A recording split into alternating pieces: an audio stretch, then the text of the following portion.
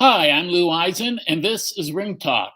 And today's episode, we have one of the all-time great fights to discuss, one of the most controversial fights of all time. There are a lot of fights that have been controversial, and still people talk about them. The second Ali Liston fight was controversial. Jack Johnson, Jess Willard was controversial. First Dempsey Willard fight was controversial. This fight may be the most controversial of all time. It took place, and you can see it on YouTube. I hope you can find a better. You probably can find a better version than I saw. It was a fight to the finish between world lightweight champion Joe Gans, the immortal Joe Gans, the fighter without a flaw, and he was called the Old Master, which he was. He was brilliant, and his challenger was the Abysmal Brute. That's what Jack London called his challenger, Oscar Matthew Battling Nelson. He was also known as the Durable Dane. Nelson is the dirtiest fighter in boxing history. He's also the most bigoted, using the N-word on Gans many times, spitting on him, kicking him, kneeing him in the testicles. He'd fought black fighters before Nelson, and he'd knocked them out. He'd stomp on their head with his foot. Had to be stopped from urinating on them. I mean, he was just a vile, evil man. And he said, if you think I was tough when I beat white guys, wait till I beat these N-words. It's better than sex. Just see them writhing on the ground. So he was a despicable, vile, vicious, evil cur. And he was born in Copenhagen, Denmark in what year was Battling Nelson born? He was born in 1882, June 5th. And Joe Gans was born September 25th, 1874. And his father was a baseball player, Joseph Cephas Butts, Saifuss, not sure how to pronounce that, Butts. But we don't know who his mother was. The father didn't want to raise a child. He couldn't. He had to work to make money. There was no one home, so he went to a couple, the Gants, G-A-N-T, and in particular, Maria Gant was really Joe Gans' surrogate mother, but became his mother. She loved him, and she instilled all the good qualities in him, and she adopted him at the age of 4, and that was the one he looked at as his mother. He had a lot of tragedy in his life. He married at a young age, and his son died early on of I have the exact time here, of tuberculosis, and then his wife died. Yeah, his wife Mary Beulah Gans died of consumption, tuberculosis, on the 18th of March, 1896, and this is why he wasn't able to make weight for his first fight for the lightweight title of Frank Earn. Scrapbook Boxing. Peace to you, Lou. How are you? I'm fine. How are you? Great. Currently looking forward to your book coming. I'm working on one as well. Great accomplishments of black fighters. Well, I look forward to your book. Basically, Scrapbook, I'm waiting for my friend Tony G to send his final edits on my first chapter of my book. I'll get back to this fight in a sec. The book covers 25 controversial fights, and the first one is 1772, which we know to be the first fixed fight. That was actually where people admit it. They got it. It was irrefutable. And so other fights are much later on in boxing history. So once I get that back, and I had a couple more photos, I sent it off to my publisher, and it's done. So this fight was a big fight. Gans was a brilliant fighter. Thank you, Scrapbook. Gans was a brilliant fighter. He was a phenomenal puncher. He, a friend of his, Harry Lenny, would spar with him, but he said he would go to fights and watch guys that Gans was fighting. And was about to fight, like a couple months later. And Gans would watch the guy, and sometimes he'd watch him for a minute. You'd sit there and watch him, and after a minute, you go, okay, I got it. And he'd leave. And his friend would say, what'd you get? He said, when he throws a left hand, he tips his head to the left. So when he does that, or when he throws the right hand, excuse me, like this, he tips his head to the left. So I'm gonna show him uh, a problem. I'm gonna trap him. Was what I'm gonna do. I'm gonna show him an opening. He's gonna go for it. I'll slip under his right hand, and I can either slip to my left, catch him with the left coming in, or he'll do it, and I'll hit him in the belly and then hit in the head. And it took Gans to knock. It only took him a round to knock this guy out. So Gans knew what he was doing in the ring. Sometimes he'd watch a fighter for 4 or 5 rounds. Gans was perfect. He very rarely got hit. He was brilliant at laying traps for other fighters. Also, this was an era when fighters threw their punches roundhouse. They threw them around. And Gans had a man, it was in the William Gildea book, who Caleb, who he worked for in the fish market in Baltimore when he was young. But the guy also had a boxing gym. And he told Gans the best way to hit a guy with power and really do damage is to do it in straight line. So all these other boxers at the time were throwing roundhouse punches, not Gans. Gans' punches went 4 to 6 inches, and he threw them straight. So if you're thinking about it, when a guy's coming at you, like battling Nelson or Frank Ern, whoever they were, and they're throwing wide punches, and Gans will just step in with a straight shot, 1 or 2 straight shots, and that's all it would take. Gans had in his mind almost a mental map of the vital points on a person's body. So he had the chin, the liver, the solar plexus. He knew where to hit a guy and do maximum damage, side of the head, nose. And this was a fight, Gans had won the lightweight title from Frank Ern. He first fought Frank Ern, and he had to quit after 12 rounds because he received an accidental headbutt from Ern, but the cut over his eye, it was on his eyelid, and it was really bad, and they couldn't stop it. And the doctor in his corner said, "You're going to lose your eyesight if it keeps going." So he quit. And of course, because he was black and had no rights, he was called a coward. They said, typical black fighter, which is complete BS, but that's what they said at the time about him. So he tried to get a rematch of Ern, but Ern knew how good he was, and it was an even fight. Ern was a really good fighter, but he couldn't get Ern back in the ring. So his man, Al Herford, who was, it's hard to describe, he was one of the most vile, evil, vicious, racist managers ever. I mean, he made Don King look like Albert Schweitzer. I mean, he was just a vile man who abused all his fighters, all his black fighters. Gans made in his career probably 100, 150 grand, and Herford took up to 70 to 80 grand of it. The rest Gans usually wasted on horse racing, which he could never pick a winner, or gambling at the tables, which dice, and he was terrible at that. So, he contributed to his own misery, but he didn't get all of his money. Herford would only pay him 15, 20, 30% of his actual payings, and there's not much he could do about it because when he quit Herford and left, Herford blackballed him, and he couldn't fight. The interesting thing about Gans, by the way, is he drew the color line. He had fought several black fighters, one in particular, Dave Hawley. And after that, he said, I can understand white guys don't want to fight. I said, I'm not doing this again. He said, black fighters are too skilled and too good, and it's just too much effort for no reward. The money we're promised is never there. And the comments about us after are terrible. So what's the point? So Gans had tremendous self-confidence, but he also had a tremendous calm about him. He was very self-controlled.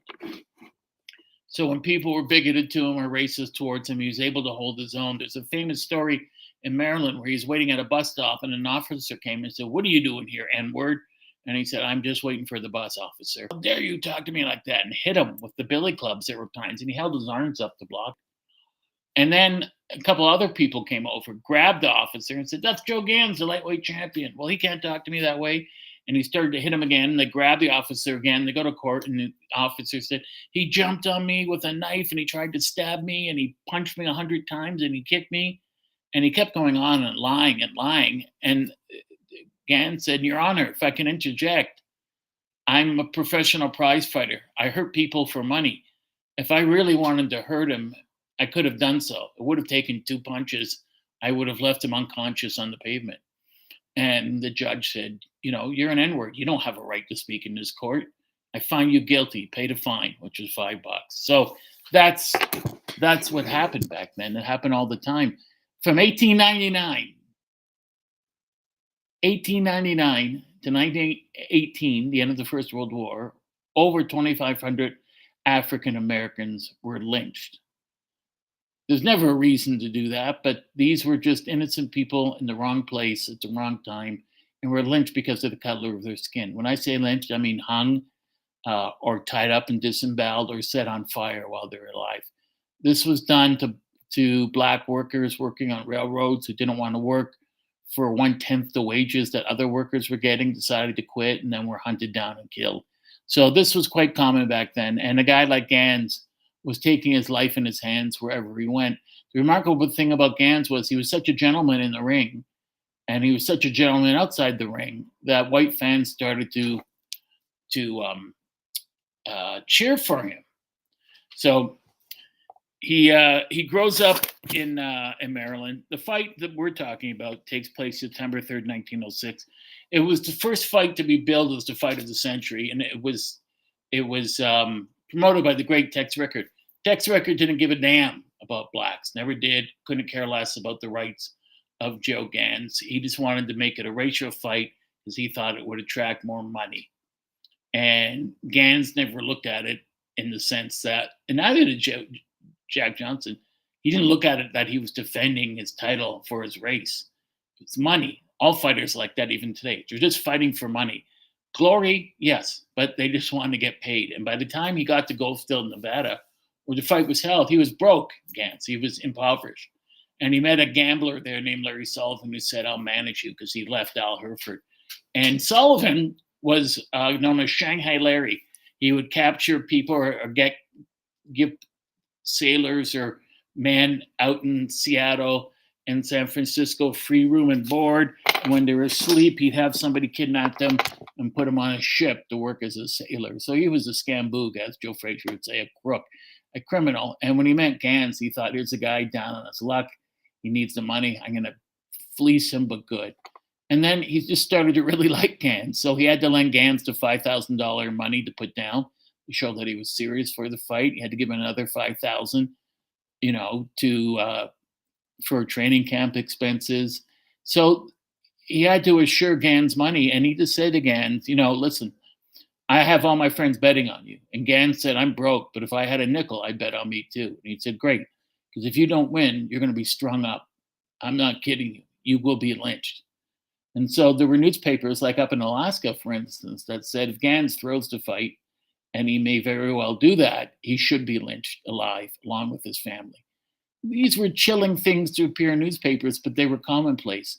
The reason why there was always a question mark about Gans being on the level is when he first fought Frank Ern, as I said, he quit after 12 rounds because of a headbutt. And Ern thought, great, don't have to fight him again. And he wanted to fight him again. Gans reeled off like another 19 victories. And then he fought Terry McGovern. And McGovern was a short little guy. He was a featherweight champ, eventually a lightweight champ.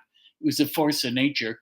But before the fight, Sam Harris, his manager, and Al Hereford, 3 or 4 months before Al Hereford, Gans' manager, got together, and so did Gans and McGovern, and they decided to throw the fight. And the reason to throw the fight was for 2 reasons: make more money betting on it, obviously, and to get Gans another shot at the lightweight title. If Ernst reads the paper that Gans lost in 1 round, thank you, Scrapbook, that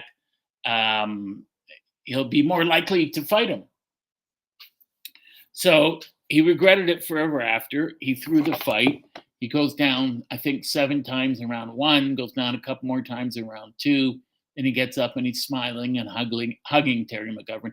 He should have destroyed McGovern at that point because he's a much bigger man and he's a much stronger man. But it worked. He did get a title fight, but it took him almost 3 years. Like 2.5 years later, he got a chance to fight Frank Ern. It got back boxing banned in Chicago until the Dempsey-Tunney fight. But the thing about that was, of course, Gans, forever after, he eventually admitted that he did it, and it was held against him. Nothing happened to Terry McGovern. He didn't, no blame was situated on him at all for what he had done. And he was just as guilty as Gans was. So Gans beats Ern, and he also beat the same year he beat 1906. Just before he beats um, Nelson, he fights Mike Sullivan for the world welterweight title, and he wins that too. So he's actually a double champion. So he goes into the fight, and because he was black, Billy Nelson, the manager of Battling Nelson, and a virulent bigot in his own right, makes all these ludicrous demands that Gans has no choice but to live up to. Al Herford wasn't there to protect his interests, but even when Al Herford was there early in his career, he never protected his interests.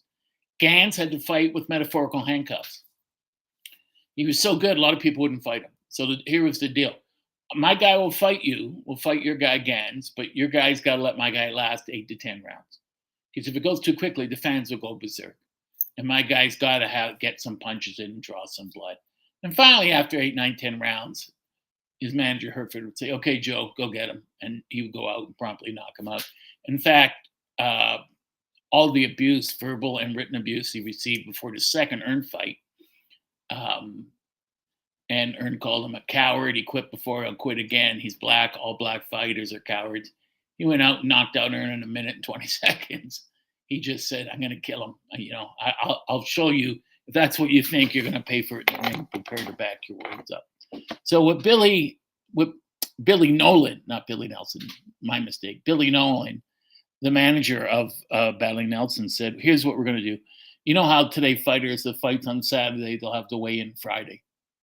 And fighters will weigh in with just a towel around them or just in their underwear. Well, back then, they wanted him to weigh in 3 times the day of the fight. This is in brutally hot Goldfield, Nevada. And this was so he couldn't rehydrate. Nelson had to do it too, but Nelson never had a problem making weight. Gans did. Gans walked around as a welter. So he goes to the scales, and he's got to be wearing his full gloves, and he was trunks, shoes, socks, and he weighs in at 132 pounds. That's at 12. Then he's got to do it again at 130, and then at 3:15, 15 minutes before the fight starts. All 3 of them do, but it didn't really matter because Nelson just walked on and walked off. And Gans said, "We didn't see the weight. What's the weight?" And his manager, Billy Nelson, said, "Shut up, you N-word. You're not a human. You don't have the right to speak here." And what could Gans do? There's nothing he could do. So the guy managing them, Larry Sullivan, didn't know what it was to be a boxing manager. He looked at it from a financial perspective. So he didn't know that he could stand up for his fighters' rights. And finally, when they get to the ring for the instructions and then they pose for the pre-fight pictures, Nolan says, "Oh, Gans didn't have wraps on. He should have had on his wraps. We got to do all the weighing over again." And Tex Rickard said, "No, the weigh-in's done." And he said, "No, got to do all 3 again and delay the fight." And Rickard said, "It's a full stadium. We delayed the fight. There's going to be a riot. We'll be killed. And sorry." And Gans said to Nolan, "Fine, I won't wear wraps." And once again, Nolan looks at him and says, "You're an N-word. Where do you get off speaking to me?" And it's the only time that people can remember Gans says, "You know what? You're going to pay for those words. I'm going to take it out on Nelson." And so the fight begins. And, the money, it was disparaging, the money, because, not disparaging, excuse me, dispirited. Nelson was guaranteed 22,500. He got almost 35,000. And Gans earned 11,000, although he was the champion. And out of that 11,000, he had to pay 10 back to Larry Sullivan. So, he didn't have the money for side bets either. He got some money to make a side bet, but Nelson's people wouldn't take it.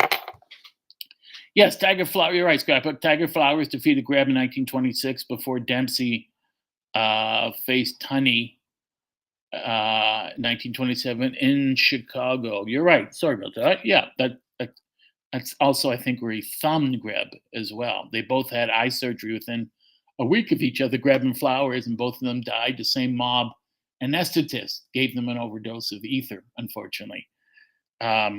There's a standing, the late Steve Lott said there's a standing offer on the table of like $1 million for anyone who has actual film of Harry Greb fighting. Film did come up recently.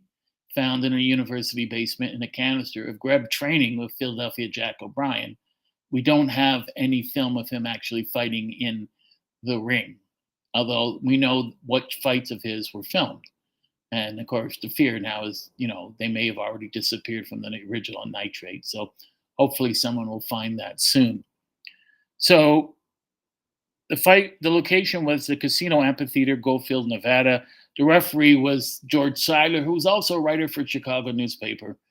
And one of the other people there was Bat Masterson, the outlaw, famous outlaw, or not outlaw, famous sheriff from the West, and great sports writer. Bat Masterson, most people don't know, was Canadian. He's from Quebec, Bartholomew Masterson, and he became a sports writer for the New York Morning Telegram. In fact, he had one of my favorite lines. He said, "Everyone in life gets the same amount of ice. Everyone. The only difference is rich people get their ice in the summer, poor people get their ice in the winter." And he wrote, "Gans should win. He's past his prime, but I think he has enough left in the tank to handle Nelson." And so Gans almost killed himself trying to get to the lightweight limit. And it, eventually cost him his life because he wasn't well enough at that point after the fight, and it wasn't too long after that he got tuberculosis. And this was the first time where he sent home a text to his mother or telegraph, a note saying, "Mom, I'm bringing home the bacon with all the gravy on it." And that became a phrase used by many writers. When the fight started, Nelson rushed right off. He just went nuts and went right at him and was throwing these wild punches. He was headbutting him through the whole fight. He'd have him here when Nelson or when Gans would break loose. He'd kick him, he'd elbow him, he'd thumb him, he'd gouge him, he'd bite him. And George Seiler saw this. The referee saw this, and he would say to him, "Stop that. That's a foul." And Nelson just laughed. He didn't care. What can you do to me? I'm the white man. He's the black man. Problem wasn't really completely one of race. The problem was George Seiler knew that it was a full house, and if he disqualifies Nelson, who committed 15 to 20 fouls around every round, if not more, right at the beginning, there's going to be a riot. People will be like, "Well, I saved up, 6-7 months for this fight, like a year's worth of wages, in the last one round." So it wasn't like today where you'd have a great referee like Jack Reese who would walk up to a guy and say, "That's the first foul," and then he hits him low. "That's the second one. Next time you lose a point. After that, you're gone." They didn't do that back then. So they wanted to give the fans a full fight. So he came out and he was doing all these dirty tactics, but Gans was up to it. First round, he breaks Nelson's nose. He slips a right hand, throws a straight right, breaks Nelson's nose, hits him with the left hook to the chin, and Nelson's knees buckle. Hits him again into the nose, knocks some of his teeth out, hits him to the eye. He keeps working on his eyes methodically. He's working on his left eye now. So he keeps punching it and punching it and punching it and swelling it up, hitting him with vicious left hooks to the liver. And when Nelson comes in head first, he moves to his right and he hits him a right hook on his ear and on his left ear. Now, when you look at pictures of battling Nelson, especially a marriage picture of his photograph, you never see his left ear. He didn't want to show it because it was extremely cauliflowered, meaning there was a lot of calcium buildup on the ear. So when Gans hit him, bang, he splits the ear open, calcium comes out, blood, gore, and then he hits him, he starts hitting him on the other ear. He's bleeding from both ears. This is the first round. Broken nose, bleeding from both ears, blood coming out of his mouth. And Gans is just kicking the hell out of him. He's just standing there landing 3-punch combinations, 5-punch, 6-punch, 7-punch. He's moving Nelson's head back and forth like a tetherball. Nelson's just a crude guy who'd go, sucks up the punishment and keeps coming forward, getting in close. He's willing to take 10 punches to land one. And when he lands one, he's landing it south of the border, below the belt. He'll land it on the arms. He'll hit him in the back of the head. He'll knee him. But Nelson is taking a horrific beating. And people watching this are stunned. They're thinking, how much can a man take? It's the first round. First round ends. Nelson goes to his corner. He's sitting there. There's blood pouring out his mouth. He's missing teeth, his ear. There was a guy whose job was to stand there at ringside, not on the apron, but below the apron on the ground, and just hand up the water bucket, hand up the stool, keep handing towels. And one of the other trainers said, "We need you up here now." And his job was just to take a towel and just to try to put with his fingers Nelson's ear back together, dry it with the towel, like get the blood off, wash the water to wash the gore away, put some Vaseline on it and hold it there. But it made no difference. And Nelson's bristling, sitting in the corner. He's like, "Ooh," like he loves it. As he said, he liked this better than sex. He loved this, sitting in a corner, bleeding like that. He felt alive. He felt like he was a real man. And he felt it was his duty to go beat this guy. And as he said before, you think I beat a white man bad. Wait till I fight a black guy. Wait till you see me fight black guys. And he couldn't, he despised Gans because of this color of his skin. And so they keep going at it. And then they have the second round, third round. Nelson's missing and falls all through the ropes. Gans reaches out, helps him up. And he takes his hand, and a couple rounds later, same thing. And Gans helps him up, and Nelson kicks him.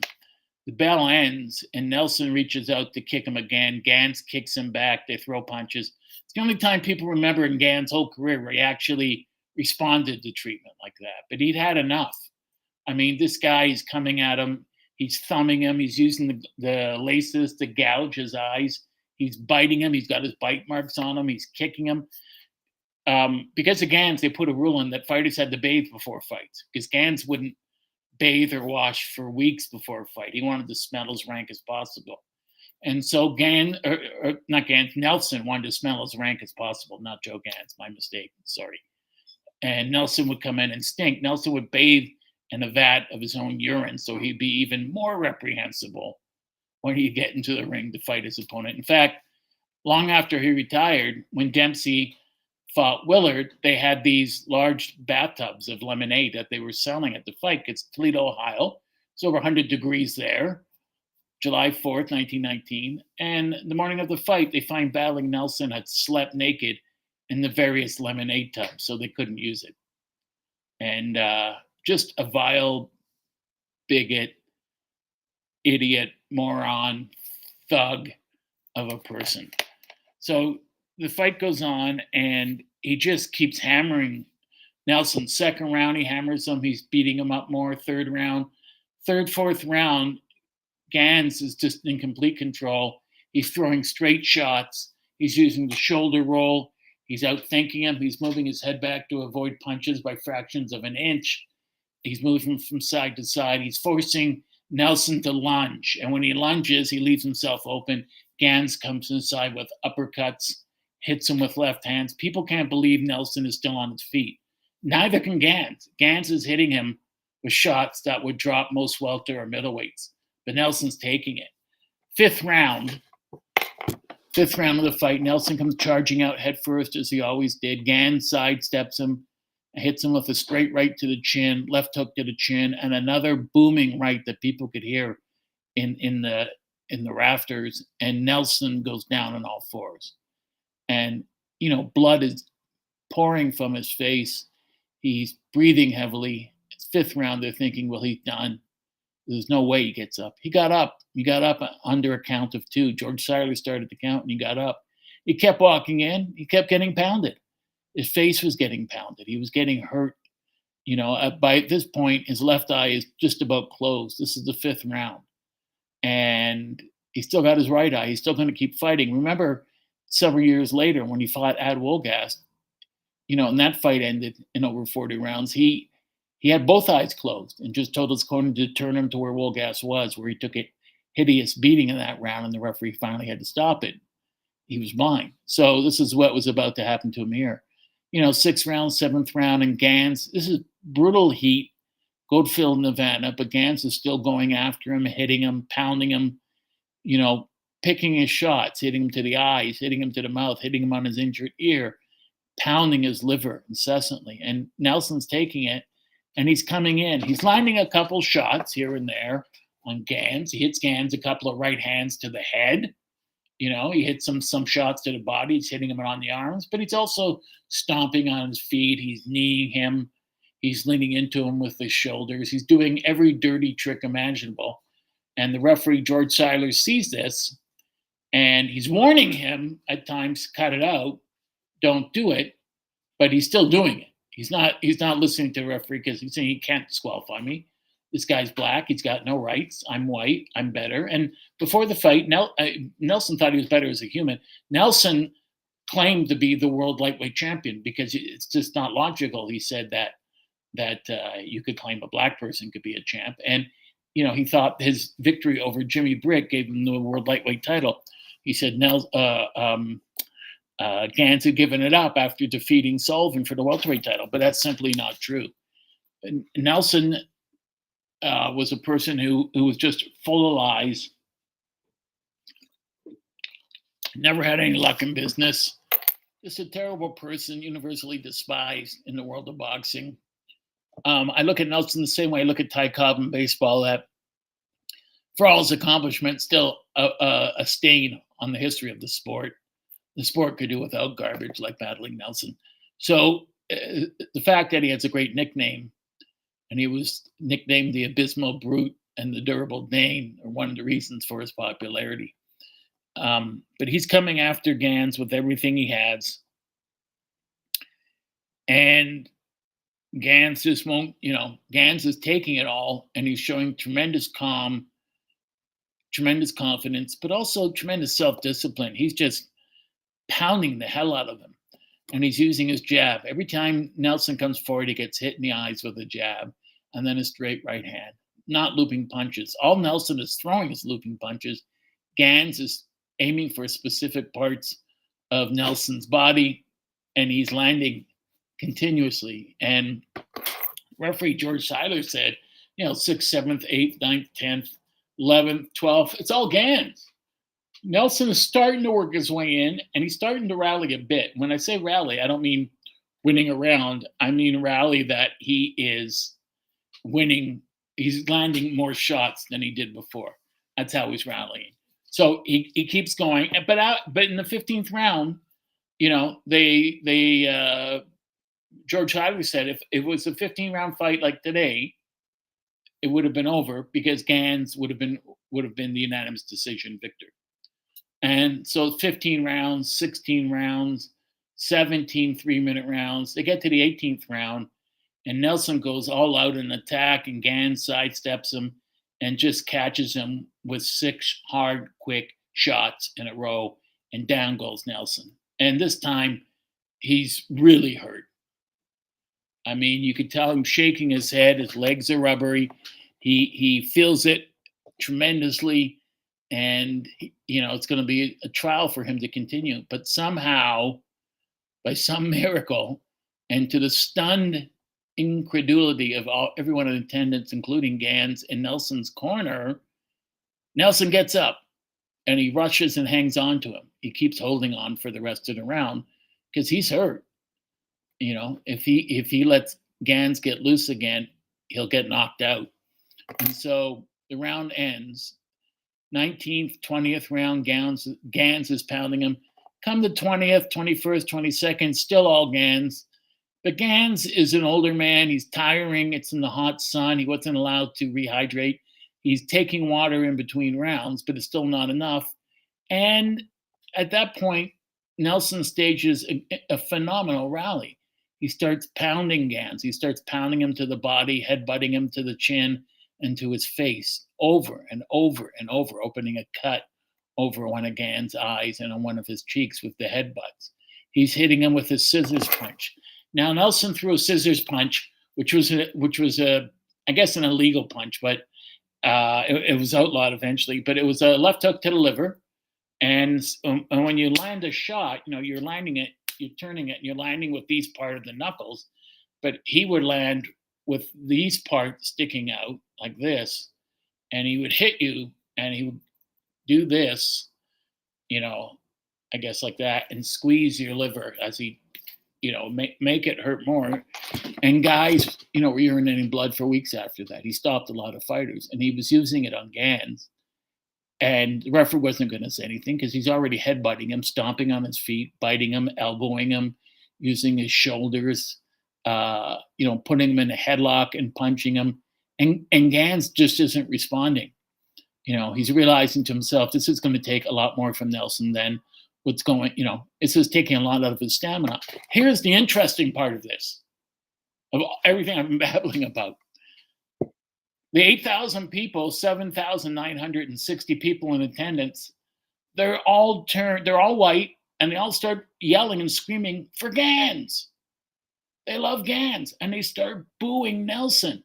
And they're screaming at the referee, disqualify him. Nelson, you're an a-hole. Nelson, I hate you. Nelson, I'm going to kill you. And usually it was the other way around. Gans would fight, and people would say, you're a dead man, N-word. I'm going to kill you and your kids. I'm going to do this to you. And, Gans, as all black fighters did back then, George Dixon, his friend, who was the best man at his wedding, and a Canadian, and the first black man ever to win a world title. These guys had to fight knowing that not only were they going to get ripped off by their own manager, but that they faced being attacked by audience members, by guns, knives. I mean, Dixon and Gans had to worry because people in his opponent's corner, when he would fight near there, they would bang them in the legs and the knees with metal pipes, baseball bats, other things, knives, and they both had tremendous scars.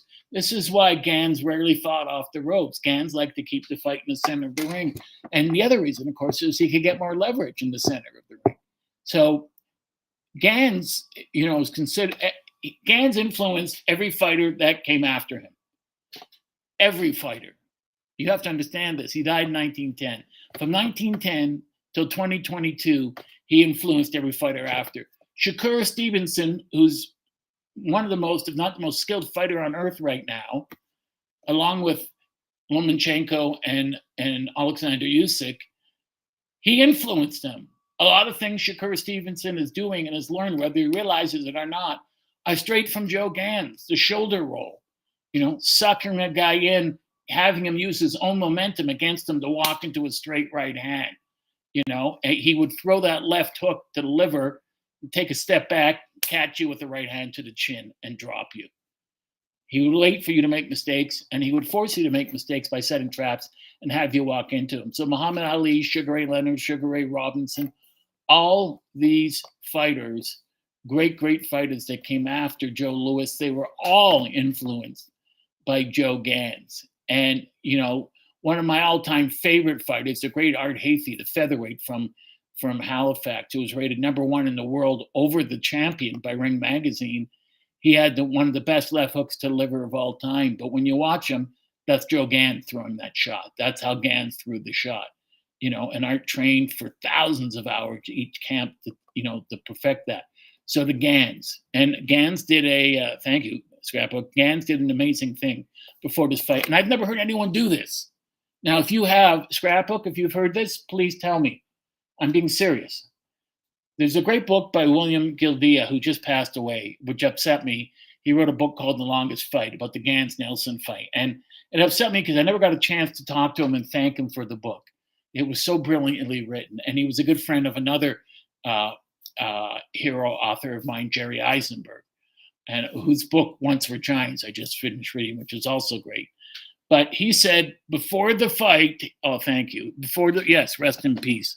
Before the fight, a couple days before Gans, if not a day before, fought Nelson, him and his friend Harry Lenny had a special ring constructed in the ballroom of the hotel they were at. And they fought for 40 rounds, 3-minute rounds, time rounds. They fought. Because Gans had to know if he could go to distance. He wanted to know how much he would have. This is 2 days before the fight. And then after he finishes the 40 rounds, he takes a 5-minute break, has a glass of water. Then they go outside in the broiling sun, and they fight another 20 rounds. They fought 60 rounds. And after that, Gans said he was satisfied. He knew it was a fight to the finish. He knew he said, I knew if I had to, I could take this fight 60 rounds. And that's one thing to say when you're fighting a guy who's your sparring partner and friend. Another thing when you're fighting a guy who's headbutting you constantly, you can't turn to the referee and say, "Can you do something?" And at times, Gans said, "Can you tell him to stop?" And Seiler said, "I'm sorry. I keep warning him, but he won't stop." And he was told by Tex Rickard. Seiler said, "Listen, you got to let the fight go. People pay good money. This fight's got to go as long as possible." And Rickard didn't care that a black man was being fouled constantly. What did he care? It meant nothing to him. All he cared about was the money.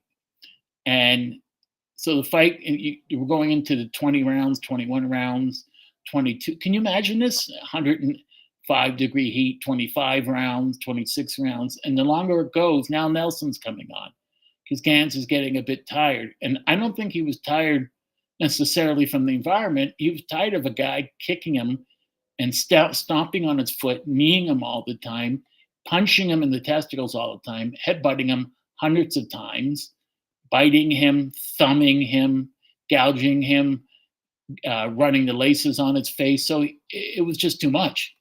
And Nelson's starting to come on. But as Nelson comes on, he's winning 3, 4, 5, 6 rounds. Now, Gans is still getting his shots in. And towards the end, as they near, the 30-round mark, Gans is starting to pound him back. Gans finds a second win, and he's starting to he's a smart fighter. Smart wins you fights.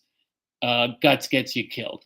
And Gans is just sidestepping Nelson now with his rushes, finds a second win, and he's just hitting him with straight shots, beating his nose up even worse, knocking out more teeth, almost tearing his ear off his head, and just destroying his face. And they're running out of towels at ringside because Nelson's blood is turning not just Gans and other people's trunks red, although I think Gans had green trunks.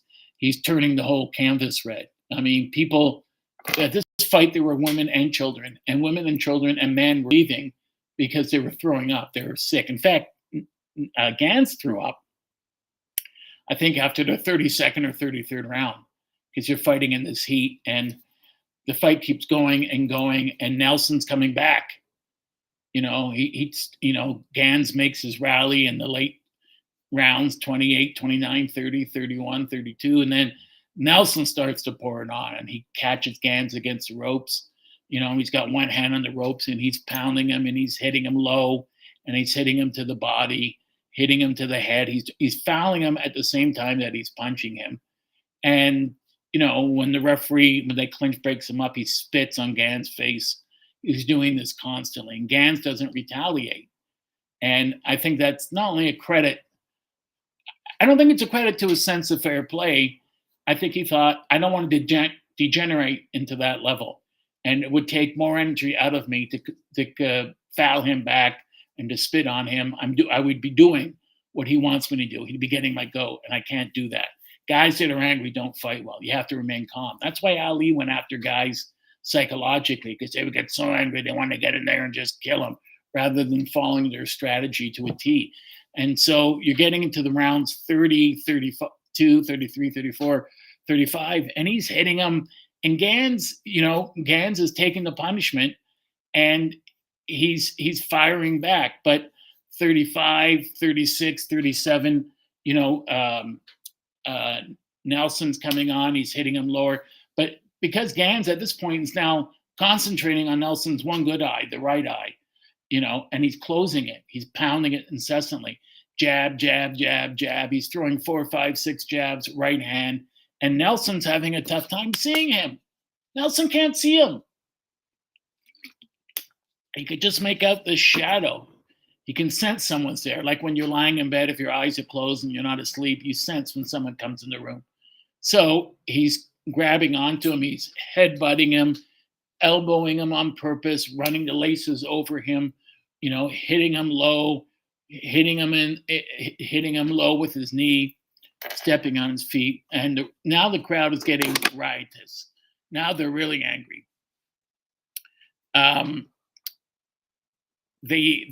Scrapbook, the 60 rounds was in Williams' book about how he did that before. I'd never heard of it either. I thought, wow. I'd read the book, but I just reread it last night. I mean, it's a wonderful book. There's millions. I mean, there's so many wonderful boxing books out there. And to me, I'm always sad when I get to the end of a book because they become like a friend. And Scrapbook, I can't wait to get yours and personally autographed. So we get into the later rounds, and the fight's over 2 hours. It's over 2 hours in over 100-degree heat. I mean, today, especially with climate change, can you imagine going outside and you're just going for a walk with your wife or a friend? You got to go to the store and it says it's 94 out, and we'll just walk 2 or 3 or 4 blocks there and walk 3 or 4 blocks back. We'll have a hat on, we'll put on sunscreen. It's still onerous. It's still almost impossible to do. I'm 61 with a pacemaker and diabetes, so it's difficult to do that, to actually get there and do that, even for someone who's healthy. These guys, I mean, Gans is in his 30s at this point. He's past his prime, and he's still hanging in there. But Nelson's starting to overpower him. So around 33, 34, 35, 36, Nelson is hitting him, but Nelson's constantly hitting him low, and he's still pounding him to the body, pounding him to the face. And Gans is tired. He's blocking a lot of the shots, but still enough for getting through. And the question here is, who's going to fall first? Gans looks exhausted, and they both look exhausted. And at this point, they're just a couple of guys, from round 34, 35 on, if not sooner. They're just leaning on each other like you would lean on a heavy bag after a long workout. And they lean on each other. They stagger around the ring, and they throw a couple of, rabbit punches or a couple of shots to the body. And they're both trying their best, but they have nothing left, because when Gans did the 60 rounds before with his sparring partner, Harry Lenny, his partner doesn't hit him back, right? He just taps him.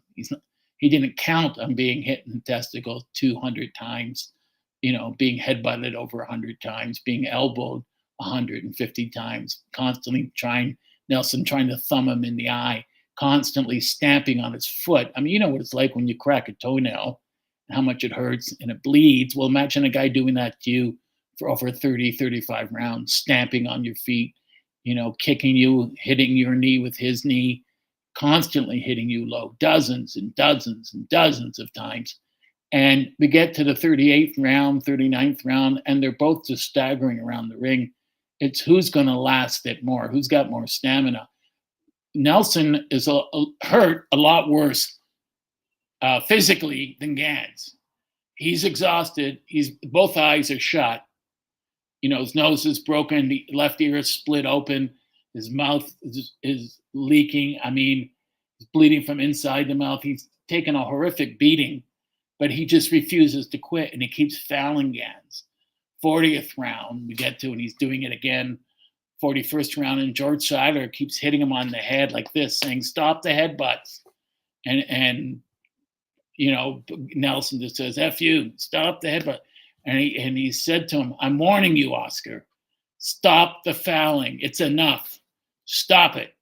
And he just says, "F you," and he keeps fouling and fouling and fouling. And we get to the 42nd round, and it ends really quickly when you watch the tape. What happens is they're together, and they're both sort of leaning on each other, throwing body punches.